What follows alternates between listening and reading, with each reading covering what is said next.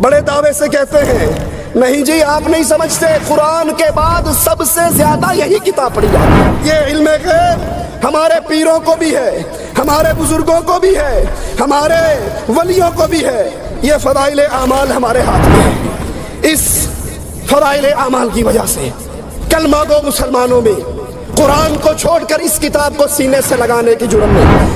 ہمارے بزرگان دین ان کو اللہ سے ڈائریکٹ ان کی ملاقاتیں ہوتی ہیں، رسولوں کی حاجت نہیں، حدیثوں کی حاجت نہیں، قرآن کی حاجت نہیں۔ اب ڈائریکٹ ان مولویوں کی، ان صوفیوں کی اللہ سے ملاقات ہوتی ہے، وہ اللہ سے ساری باتیں پوچھ کے بتا دیتے ہیں۔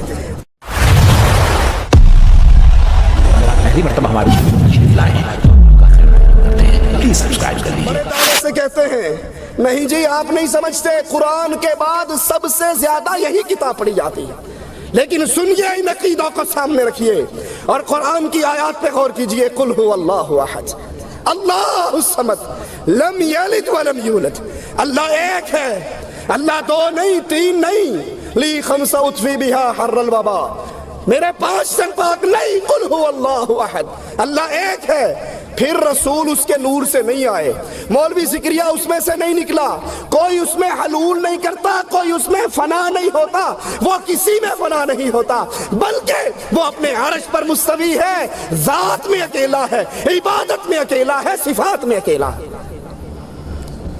دوسری بڑی گمراہی اس فضائل اعمال کی وجہ سے امت اسلام میں یہ پھیلی کہ وہ علم غیب جو اللہ اکیلے کی صفت ہے، جو اللہ اعلان کرتا ہے کہ عالم الغیب، غیب کا علم اللہ کے پاس ہے، اپنے غیب کو کسی کو اطلاع نہیں دیتا، الا من ارتضی، چاہتا ہے رسولوں میں سے کسی کو چن لیتا ہے، وہی کر کے اس کو بتا دیتا ہے۔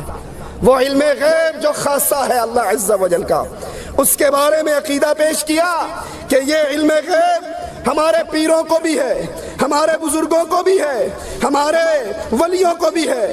یہ فضائل اعمال ہمارے ہاتھ میں ہے۔ صفحہ اس کا 427 ہے۔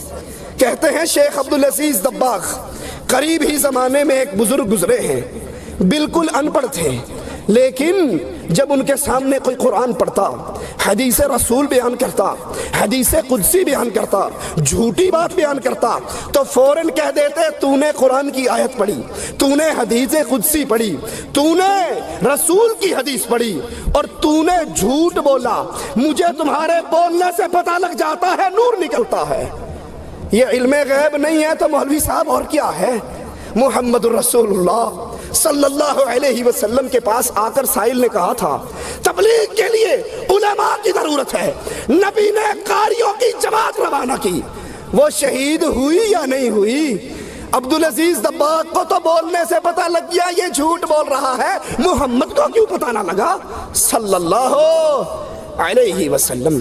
نبی کی بیوی، مومنوں کی ماں عائشہ رضی اللہ تعالی عنہا، مومنوں کی ماں، اور جو اس کو ماں نہیں مانتا وہ مومنوں کی لسٹوں میں شامل، اس پہ تہمت لگی، راتیں گزری، نبی کبھی عمر سے پوچھتے ہیں، کبھی عثمان سے پوچھتے ہیں، کبھی علی سے پوچھتے ہیں، بولنے والوں کو دیکھ کر رسول اللہ نے کیوں نہیں کہہ دیا تم جھوٹ بولتے ہو؟ بولنے والوں کو دیکھ کر نبی نے کیوں نہ پہچانا؟ یہ علم غیب جو اپنے عبدالعزیز دباغ کو دے رہے ہو، یہ علم غیب رسول اللہ صلی اللہ علیہ وسلم کو کیوں نہ تھا؟ اللہ کے نبی علیہ السلام آسمان سے وحی آ جاتی تو بیان کر دیتے، یہودی سوال کرتے، آپ نے کہا جواب کل دوں گا انشاءاللہ کہنا بھول گئے، وحی رک گئی۔ نبی کو نہیں پتا تھا میں نے انشاءاللہ نہ کہا تو کل وحی نہیں آئے گی۔ فضائل اعمال کی بربادیوں میں سے بہت بڑی بربادی علم غیب جو اللہ کی صفت تھی، ہم نے اس کو چھینا، اور چھین کے اپنے مولویوں میں کیسے بانٹا؟ یہ صفحہ 560 اسی فضائل اعمال کا۔ کہتے ہیں ہمارے جو بزرگ تھے وہ کشف کے ذریعے پہچان لیتے تھے، وضو کرنے والا وضو کرنے کے لیے بیٹھتا تو پھر وہ فوراً بتا دیتے کہ اے بیٹا تو نے یہ گناہ کیا ہے، تیرے پانی میں سے یہ گناہ گر رہا ہے، تو زنا کرنے سے باز آ جا، تو چوری کرنے سے باز آ جا۔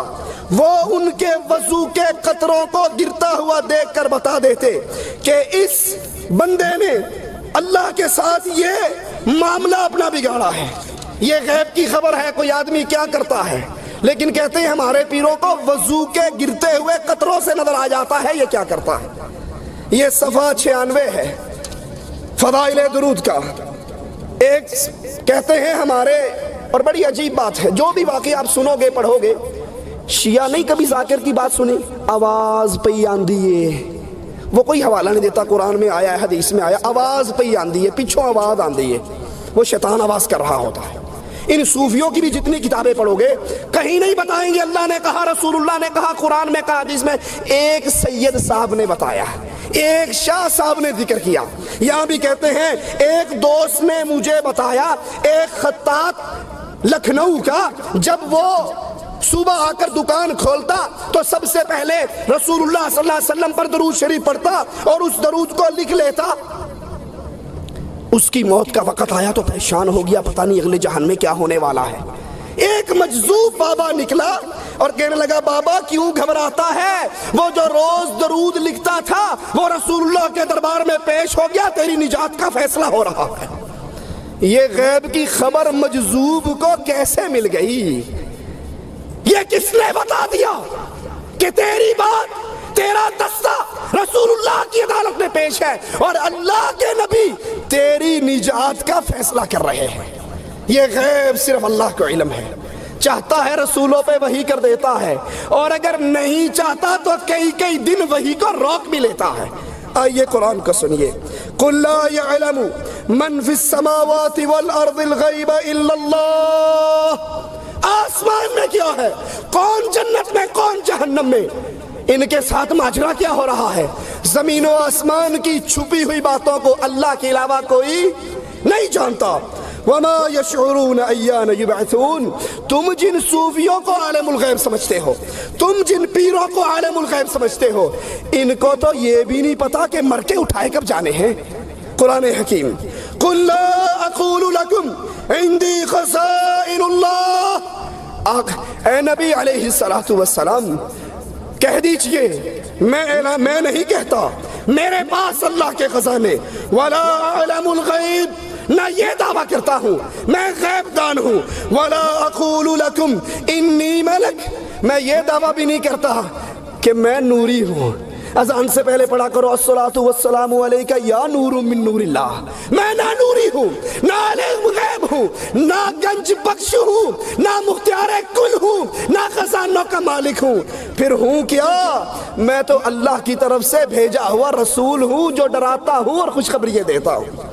تیسری بڑی گمراہی اس فضائل اعمال کی وجہ سے کلمہ گو مسلمانوں میں قرآن کو چھوڑ کر اس کتاب کو سینے سے لگانے کی جرم میں جو پھیلی، وہ یہ ہے کہ ہمارے اولیاء اللہ، ہمارے بزرگان دین، ان کو اللہ سے ڈائریکٹ ان کی ملاقاتیں ہوتی ہیں، وہ ڈائریکٹ اللہ سے باتیں کرتے ہیں، ان کو ضرورت نہیں ہوتی، ان کو حاجت نہیں ہوتی کہ وہ کسی رسول صلی اللہ علیہ وسلم کی حدیث کو یاد کریں۔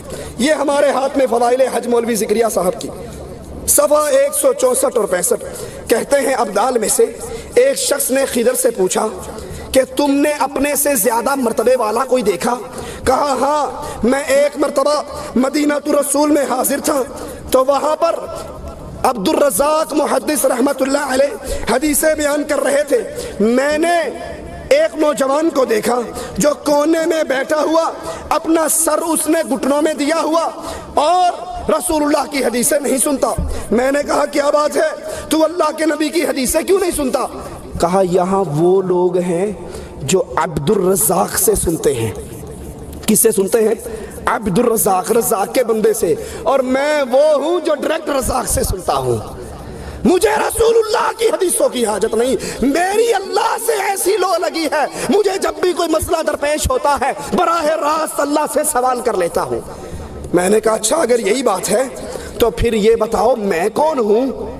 کہا تو، نظر اٹھا کے دیکھا، کہا تو خضر علیہ السلام ہے۔ تو خضر نے کہا میں نے پہچان لیا، واقعی اللہ کے بعض اولیاء ہیں جو درجے میں مجھ سے بھی اوپر ہیں۔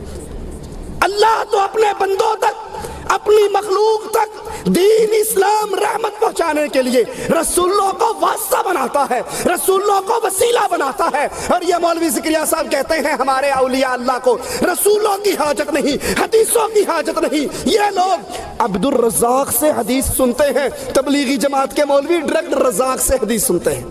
یہ دوسرا حوالہ صفحہ 574 ہے فضائل اعمال کا۔ کہتے ہیں شبلی میں نے ایک جگہ دیکھا، ایک مجنون شخص ہے، لڑکے اس کو پتھر مار رہے ہیں، میں نے لڑکوں کو دھمکایا، روکا، وہ کہنے لگے جناب یہ دعویٰ کرتا ہے کہ میں اللہ سے ملاقات کرتا ہوں، اللہ کو دیکھتا ہوں۔ میں نے اس کے قریب آ کر کہا کہ تو یہ دعویٰ کرتا ہے تیری اللہ سے ڈائریکٹ ملاقاتیں ہوتی ہے دنیا میں رہتے ہوئے، تو اللہ کو دیکھتا ہے، اللہ سے سنتا ہے؟ کہا اچھا سنو، چیخ ماری اور کہا شبلی اس ذات کی قسم جس نے اپنی محبت میں مجھ کو برا حال کر رکھا ہے، اگر موت تھوڑی دیر کے لیے مجھ سے غائب ہو جائے، میں درد فراق میں ٹکڑے ٹکڑے ہو کر مر جاؤں، وہ ہمیشہ میرے سامنے رہتا ہے۔ رسولوں کی حاجت نہیں، حدیثوں کی حاجت نہیں، قرآن کی حاجت نہیں۔ اب ڈائریکٹ ان مولویوں کی، ان صوفیوں کی اللہ سے ملاقات ہوتی ہے، وہ اللہ سے ساری باتیں پوچھ کے بتا دیتے ہیں۔ آئیے قرآن اللہ عز و جل فرماتا ہے وما کان اللہ، اور نہیں ہے اللہ عز و جل لیطلعکم علی الغیب کہ وہ تمہیں اپنے غیب کی باتیں، دین کی باتیں، قرآن کی باتیں بتائے، ولکن اللہ یجتبی من رسلہ من یشاء، وہ جب تمہیں دین پہنچانا چاہتا ہے اپنے رسول منتخب کر کے ان پہ وحی اتارتا ہے، ان پہ قرآن اتارتا ہے، ان پہ قرآن کی شرح اتارتا ہے۔ فآمنوا باللہ ورسلہ، تم اللہ پر ایمان لاؤ، لیکن اللہ پہ ایمان لانے کا ذریعہ کیا ہے؟ ورسولی، اس کے رسولوں پر ایمان لے آؤ۔ ڈائریکٹ تمہاری اللہ سے ملاقاتیں نہیں ہو سکتی۔